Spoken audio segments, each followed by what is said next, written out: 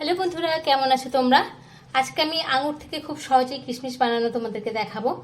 আর সারা বছর এই কিশমিশ রাখবে, কোনো পোকা না ধরবে না ওর মধ্যে। আর সেটা কি দিতে হবে আঙুরের মধ্যে, যা দিলে কিশমিশ যখন হয়ে যাবে সেটা সারা বছর থাকবে, পোকাও ধরবে না, তুমি সেটাও দেখাবো। তো চলো, আমি একটা প্যান নিয়ে নিয়েছি, তাতে জল নিয়ে নিয়েছি,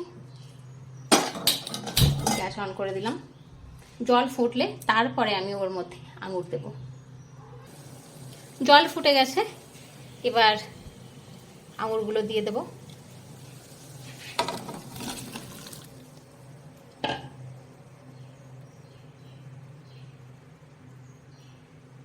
আঙুরগুলো দিয়ে দিলাম। এবার যে উপকরণটা রাখছি এটা দেব ঠিক একটু পরে, যখন জল আঙুরের সাথে ফুটে উঠবে তখন দেব।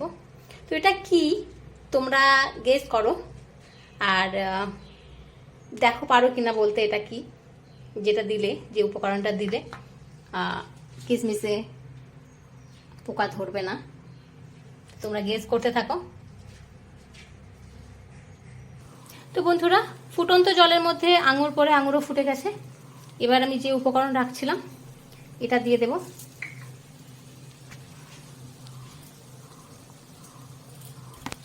দিয়ে ভালো করে চামচের সাহায্যে একটু মিশিয়ে নেব।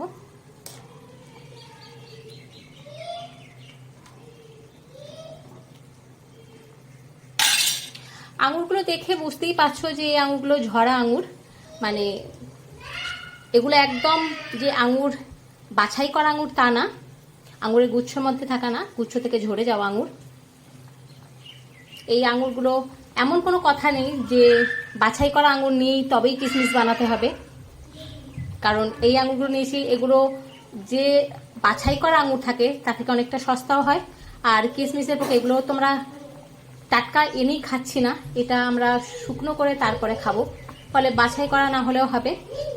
ঝরা আঙুরগুলো নিলে তারও একটা লাভ আছে কি, যে আঙুরগুলো ঝরে যায় সেগুলো জানবে সেগুলো পাকা আঙুর, সেগুলোর মধ্যে মিষ্টতা অনেক বেশি থাকে, ফলে কিশমিশ করলে খুব ভালো হয়।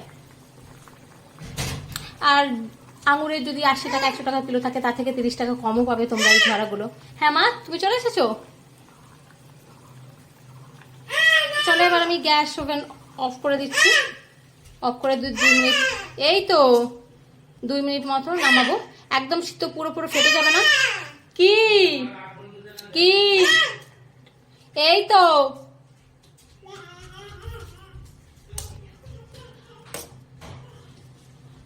খোসা ফেটে যাবে না, দেখতেই পাচ্ছ, আমি তুলে দেখিয়ে দিচ্ছি।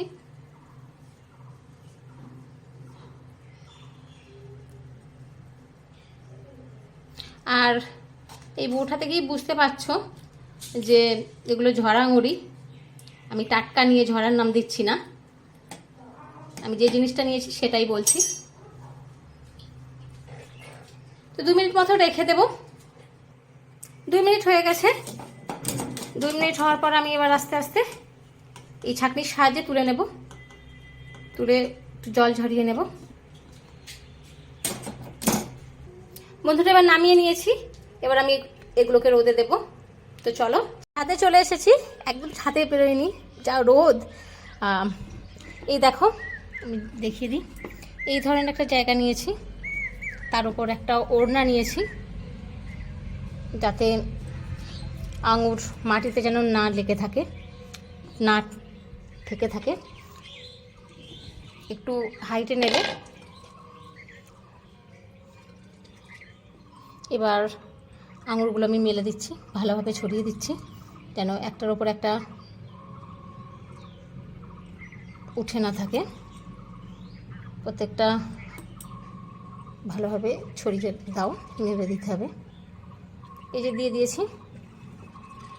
এবার বলি, লবণ আমি প্রথমেও দিতে পারতাম যখন জল ফুটছিল, আমি পরে দিয়েছি, তার একটা কারণ আছে। কারণ আঙুরকে আমাকে পোকা থেকে প্রোটেক্ট করতে হবে কি, বাইরে থেকেই, খোসার বাইরে থেকেই, যখন কিশমিশ হয়ে যাবে। সো যদি আমি আগে দিয়ে দিতাম লবণ, তাহলে লবণ কী হতো, আঙুরের মধ্যে ঢুকে যেত, আর যে কিশমিশের যে একটা টেস্ট থাকতো সেটা লবণাক্ত হয়ে যেত, ভালো লাগতো না। সেজন্য আমাকে দেখতে হবে যে পোকা যেন কিশমিশের ভিতরে না ঢুকতে পারে।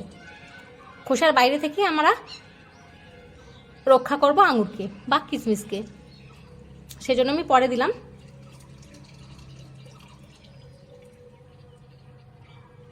এবার এগুলো শুকনো হোক।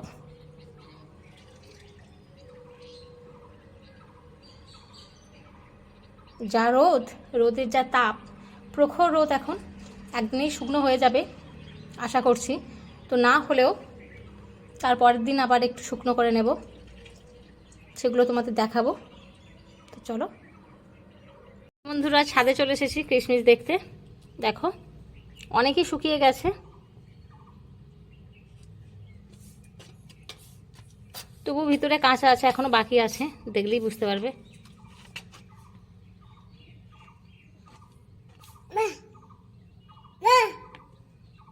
বলো, যাও রেখে আসো, এটা খেয়ে নাও।